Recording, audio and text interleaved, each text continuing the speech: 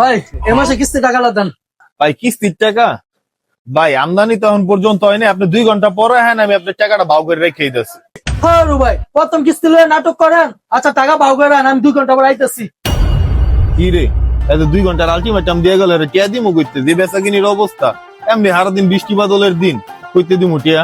এখন আর কি করবেন কোন? এখন তো টাকা না খাইছেন, এখন তো টাকা দিতেই হইব। আচ্ছা এক কাম করি, কিস্তির লোক তো 2 ঘন্টা যখন কইতে ঠিক 2 ঘন্টা পরে দেই কাইস্টার 2 ঘন্টা পর যখন আইবো কবি যে মা জন্য দোকানে নাই, ঠিক আর ঠিক 2 ঘন্টা পরে আমি দোকানের পিছে গিয়া পলাই থাকবো। পরে কিস্তির লোকে গেলে গা তারপরে আমি বাইরে মনে। আচ্ছা ঠিক আছে। এ তোমার মাহাজন কো? মাজন কই জানি গেল, কই তারি না তো। কই গেছে মানে? আমার না 2 ঘন্টা পড়াইতে এটা কি নাটক শুরু করছে তোমার মাহাজনে? আরে ভাই আমার মাজন এরকম হয়, কোন রকম কিস্তিটা তুলতার লই হইছে, এরপর আর হের পাই কেডা। মানে আরে ভাই মানে হইলো কি, আমার মাজন কোন রকম কিস্তিটা তুলতে পারলেই হইছে, এরপর মনে করছে বইরা বাজার করবার বইরা খাইবো, এটা হইলো কি এর কাম। কও কি এটা কোন বাট করে খবর বললাম? আচ্ছা আইবো কোন সময়?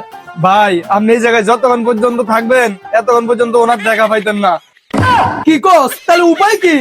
ভাই উপায় একটা আছে, আইন কানে কানে কই শুনেন। আমার মাহাজনে ওই যে পিছনে কলাই রয়েছে, টাইনা বাইর করেন। কস কি খান, আমি হ্যাঁ বুঝাইতেছি খেলা। বেটা তুই কিস্তির টাকা না দেন হয়েছ বাট পারি করস, অক্ষণ তুই সব টাকা দিবি না, তো তোর দোকান দখল করবি।